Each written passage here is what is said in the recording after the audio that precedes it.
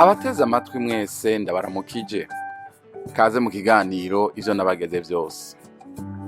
Igihe Yesu yasezera abigishwa biwe yabahaye icagezo ngo bagende bahindura amahanga yose abigishwa, bababatize, baheze babigishe kwitondera ivyo yabageze vyose. Muri iki kiganiro mutegurirwa mukongera mugashikizwa na jewe Yohani Niyondiko, biciye kuri radio Ivyizigiro no ku zindi mbuga zikoresha ubuhinga bwa none. Turigira hamwe kimwe kimwe mu byo Yesu agomba ko tumenya, hanyuma ngo tubigendere bitume dukomeza urugendo rwacu rwo gusa nawe buri munsi. Kaze mu kiganiro cy'uyu munsi. Mu kiganiro cy'uyu munsi ndavuga aya majambo ngo harira kandi usengera abansi bawe, inyishu yawe ibone kuza. Ndasubiramwo, harira kandi usengere abansi bawe, inyishu yawe ibone kuza. Aha ngomba kuvuga iki? Ngomba kuvuga ko hari igihe kudaharira kwacu, kudababarira abandi, kugumana inzika bishobora kuzibira imigisha yawe, bikazibira amasengesho yawe, bikazibira inyishu y'amasengesho yacu. Imana idufashe cyane. Ndavuga nishimikije igitabo ca Yobu. Igitabo ca Yobu tukibona kiri mu bice nka bine.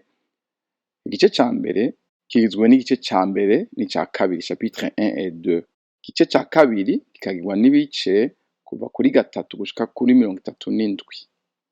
Igice ca gatatu kikaba chapitre ya 38 gushika kuri 41, hanyuma n'agace ka nyuma kagizwe n'igice ca 42. Mu gice ca mbere no kwita nk'intangamarara tubona ivyabaye kuri uyu muntu yitwa Yobu.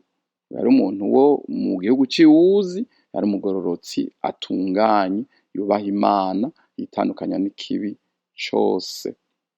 Yashikiwe n'ivyago bikomeye, ivyo yari afise vyose biramushirako, hanyuma n'umubiri wiwe nawo urabora, aja mu ngorane, aragwara, ngo agwara ibisebe umubiri wose, bihute umubiri wose, hanyuma ngo akama yiyagarisha urujo yicaye ku gikuburiro.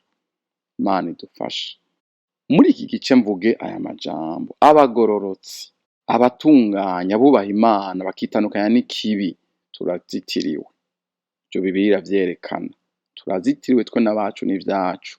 Imana ihezagira ibikorwa vy'amaboko yacu.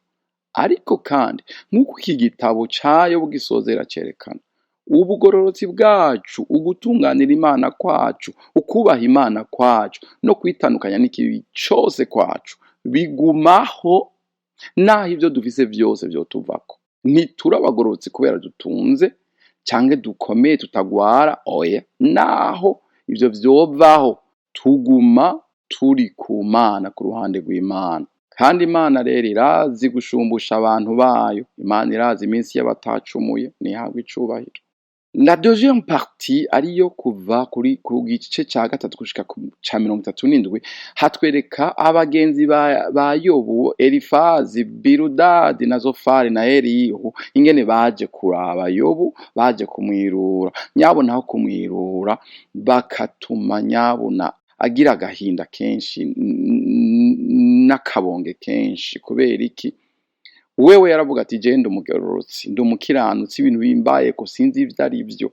Kandi Bibiliya mu ntango muri ya partie ya mbere itwereka neza yuko habaye ibintu muri dans les lieux célestes, ahantu Yobu tashobora kubona, atamenye ivyabaye. Imana ngo ibaza Satani, Satani asaba Yobu ngo amugerageze. Imana iremera. Urumva? Yobu kumbe hana habari kabisa, ntiyarazi ikintu na kimwe. Avuga ati je ndi umugororotsi. Abagenzi biwe nabo bati wanguha wewe, ibi bihaye bikubako ni ikimenyetso kitabesha, kigaragaza neza yuko uri umunyabyaha mubi. Wewe waracumuye, nta bintu vyoba ku muntu w'Imana nk'ibi. Oyaye, murazi ko hari inyigisho n'ubu zivuga ngo nimba ujya muntu aciye mu vyago ngo bijya n'ivyaha yakoze, nimujya muntu akenye, nimujya muntu agwaye, muraraba neza bijya n'ivyaha. Ariko ntabwo ariko vyama bimeze. Ego hariho ingorane ducamo kubera aritwe twazikururiye, umuntu agaca mu ngwara kubera ari we yayikururiye, umuntu akagwara sida kubera agiye mu busambanyi, ariko hano abagwara sida bataciye mu busambanyi. Urumva? Imana idufashe cyane. Ibi tubako byose uvuga ngo twacumuye twiyubara. Imana yashingiye intahe Yobu ikavuga iti umugororotsi wanje, kandi no mu nyuma Imana yabwiye Satani ngo urabona ngo naho wanteye kumugirira nabi, urabona ko yagumye ari umugororotsi. Imana ishimwe cyane kandi dufashe. Mu gice cya gatatu chapitre 38 kugeza kuri 41 Imana irazi baza Yobu, kuko Yobu nawe yavuze amajambo menshi cyane, menshi. Imana iramubaza ibibazo iti kenyera Yobu, kenyera ndakubaze, wewe urinde, wari he aho narema ibi nibi, wari aho nashira amatangiriro y'isi, wari he wewe urazi ngene ibi koko biba, wewe urazi. Imana imubwira ubukuru bwayo, imwereka ivyo yari ingene bihambaye, ingene bikomeye cyane. Wewe uri muto Yobu, ntavyo womenya, hari ivyo utazi. Imana idufashe cyane kabisa, Imana idutabara. Kandi Imana iduhe guca bugufiye, umuntu agume mu kibanza ciwe, ariko dukomeze kwizera Imana naho twoca mu bigoye. Yobu rero mu gice ca 42 yishura Imana, Imana narakumvise, noneho ndakubonye we, noneho ndigaye nditembagaje umukungugu, ndihanye, ndisivye, ndihanye, mbabarira. Sinongera no kuvuga, ndacecetse, ndapfundikiye umuntu. Kwihana kwa Yobu kwamuzana ingaruka nziza. Rero nkuko natanguye mvuga, kubabarira no gusengera abansi bacu ni urupfunguruzo gugurura imiryango y'ivyuma. Abansi biwe ni bande?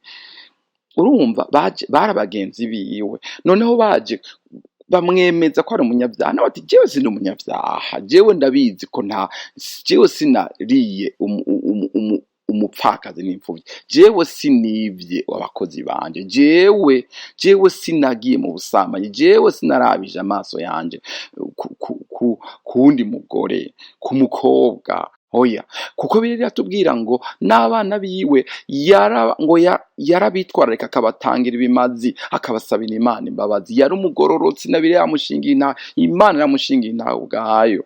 Urumva, ariko abo bantu bamuteye, noneho abantu bose bamuvako, asigara wenyene. N'umugore wiwe nawe nyene avuga ati tuka Imana uveho, ntaco kibereyeho.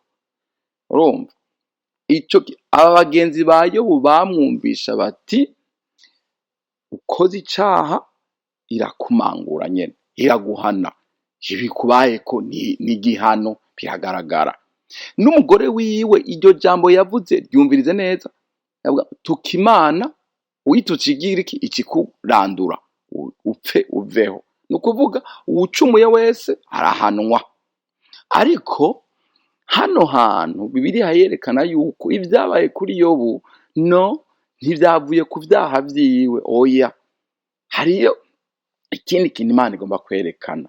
Navuze ngo ivyo gutunga kwacu no kumererwa neza, urumva, sivyo bituma tuba abagororotsi. Naho bitobaho turaba abagororotsi, ego turaguma ku ruhande rw'Imana. Yobu rero amaze kwihana, igihe ciwe cyo gutabarwa caciye gishika. Uku kwihana gufatanye n'iki? No kubabarira ba bantu bamubabaje, kugaca gufatana n'iki? No gukira ivyo bikomere yari afise. Uku gutabarwa kwiwe rero ntikwari bwuzure kugeza amaze kubabarira no kubasengera, akabasabira imbabazi. Muri verset 7, 8 na 9 turabona yuko aba bagenzi biwe, urumva, bari baramubabaje.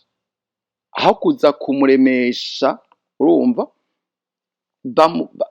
bamubwira ngo basongeye isi, bati mumbabaze namwe, mumbabaze, mubona ingene meze, ko nzi jewe ataco niyagiriza, ko umutima wanje numva meze neza. Bati urumva, bamuteye akabonge n'intuntu irenze. Kandi rero hano bigaragara ko Imana yoyo yamushingira intahe, kuko yabwiye Elifazi iti wewe n'abagenzi bawe ntabwo mwamvuze ko ivy'ukuri, ariko Yobu yamvuze ko ivy'ukuri. Urumva, Imana ikibwira Elifazi iti tabaranya, nyaragasa, ugende n'abagenzi bawe mutange ibimazi, musengerwe nande umusavyi wanje Yobu. Uravyumva, abasengere. kuko ngo uburake bwanje burakuziriringiye mwe na bagenzi bawe bombi, kuko mutambuze ko ibiroranye. Imana ariko icisaba Yobu ko hariho abasengera, abasabire imbabazi kugira ngo Imana ibababarire. Yewe uku gusengera abantu bamubabaje kwiwe, uku kubasengera byamuviriyemo iki? Agakiza pe. Ugutabagwa kwiwe kwaciye kuza kose kuzuye. Iyi mpemu rero yo guharira tubona aha mu murongo w'9 bigaragara ko cyari igitutu c'urukundo rwa Yesu Kristo. Aha hari kera cyane, hari mu gihe cyaba Aburahamu, aho bita abapatriarche, urumva, ariko cyari igitutu c'urukundo rwa Yesu Kristo n'abari bagiye kuzomwizera bose. Nibo twebwe, wewe na jewe abakristo twakijijwe, duhamagarirwa gukunda no gusabira abansi bacu. Yesu yaravyigishe muri Matayo 5:44 ngo mukunda abansi banyu, musabira ababahama. Ku musaraba asabira bariko baramwica, aravuga ati Data ubabarire ko ntibazi ico bakora. Stefano nawe nyene asabira bariko baramutera amabuye. Umva nkubwire, tubabarira abandi, dukunda abansi bacu. Ugutabagwa kwawe kuri connecte no guharira abandi kwawe. Gutabagwa kwawe kurava kuguhinduka no gukunda no guharira abansi bawe. Yewe muntu nyumva, ujye usengera kandi ukunda abansi bawe, ubipfurize kandi wakorera ibyiza. Use na so wo mwijuru akunda bose, akagaburira kandi agahimvura ababi n'abeza. Use na Yesu, uze jewe na wewe duse na Yesu atwigisha gukunda no gusabira abaduhama. Nawe yarabikoze ku musaraba. Yobu arangije gusengera aba Elifazi, yahise akira ibikomere vyiwe vyose. Imana ica iramwirura, iramushumbusha ivyo yari yarabuze vyose. Ibi tubigaragarizwa n'iki? Tubibona gute? Imana yamuhaye 2 fois, incuro zibiri, ivyo yari yarabuze vyose. Amatungo yiwe yose aragaruka incuro zibiri. Abana biwe ubwa mbere yari afise abahungu 7 n'abakobwa 3. N'uwo munyuma Imana ikimushumbusha abahungu 7 n'abakobwa 3. Amazina y'abakobwa biwe rero yavyaye mu nyuma agaragaza neza umugisha udasanzwe Imana yamuhaye, n'amazina agaragaza ubwiza budasanzwe. Ico ni cambere abakobwa bayo bari bafise, kuko Bibiliya yatubwiye ngo mu gihugu cose nta bakobwa bari bahwanije akaranga n'abakobwa bayo, nta joro ridaca. Abafaransa nabo barayamaze ngo après la pluie vient le bon temps, imvura ihise ibihe vyiza biraza. Abakobwa 3, umwe ni Yemima. Yemima risigura ngo umuco wo ku murango, daylight. Hanyuma y'umwijima udasanzwe Yobu yamaze mu gihe izuba ryararashe. Haleluya, wizere izuba rizorasa yewe uri mu mageragezwa. Keziya naryo bisigura ngo icyatsi kimota neza cyane. Urumva, mu gishingo c'ibisebe vya Yobu amashira yaturika akava mu bihute vyiwe, akanukira abantu kugeza iyo bose bataye bakomoka bakamuhunga. Imana nyuma y'ivyo, Imana yamuhinduye ubumote budasanzwe, wa wundi abantu basubira kwifuza kuba hari. Imana ishimwe. Kereni Hapuki, mukobwa wa 3, urumva risigura ngo ihembe ryo gushaza, mu gishingo cyo kwicara mu mwavu. Imana yaherukiye guha Yobu, yamushumbushije kuba ushajije ubereye ijisho.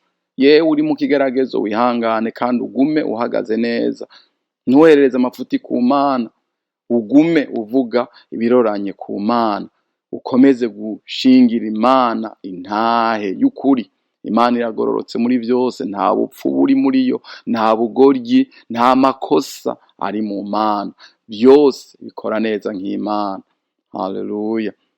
Mbega waruzi yuko hari abantu bashobora gutera kwishurwa kubera bafise ukudaharira mu mitima yabo? Satani akabikoresha, urumva, kuko numurezi wacu, akaja imbere ya Data akaturega imisozi yamarega bene Data, akaturega ngo raba urumva agafata ukudaharira kwawe, ukudaharira kwanje akagufata nk'icabona canke legal right, ni ukuvuga ikintu nyene legal akoresha abwira Imana ngo raba ngo umva akabloka imigisha yawe n'inyishu yawe igateba kuza canke ikaburabuzwa. Dusabwa kwihana no guharira, tukiyambaza amaraso ya Yesu Kristo yapfuye agahambwa akazuka. Amaraso yiwe arahagije kuko ngo avuga ibyiza kurusha aya Abeli.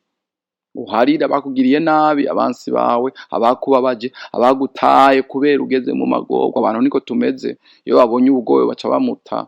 Imana itubabarire cane, ntitukabe gutyo. Nukuri tube nkuko Yesu ameze, ko turabigishwa biwe. Ukunda abo bakubabaje, ubasabire ibyiza, ubasabire kubohoka no guhumuka amaso no gukizwa. Nuko n'aya majambo Imana idufashe kandi duhezagire. Amen. Tubifurije umugisha w'Imana mu banyu no mu byanyu. Naho ubutaha.